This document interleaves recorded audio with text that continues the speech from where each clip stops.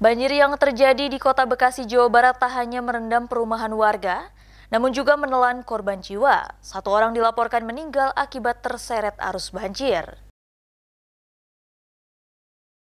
Banjir yang terjadi di Kota Bekasi, Jawa Barat menelan korban jiwa. Satu orang dilaporkan tewas terseret arus banjir.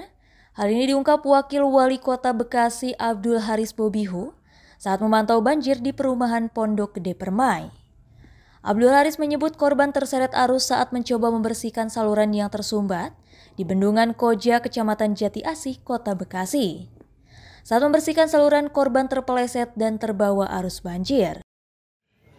Informasinya ada satu korban meninggal dunia, Pak. Itu benar nggak sih, Pak, dari peristiwa ini ada korban memakan ini korban? belum teridentifikasi. Saya belum teridentifikasi. Kita sedang coba. Di mana, Pak, tadi penegasan? Di Bendungan Koja Jati Asih. Ya, Pak. Itu Pak Camat yang lebih. Banjir merendam sejumlah wilayah di Kota Bekasi, Jawa Barat sejak Selasa dini hari. Tingginya curah hujan yang mengguyur wilayah Bekasi dan Bogor menyebabkan sejumlah sungai meluap dan merendam pemukiman.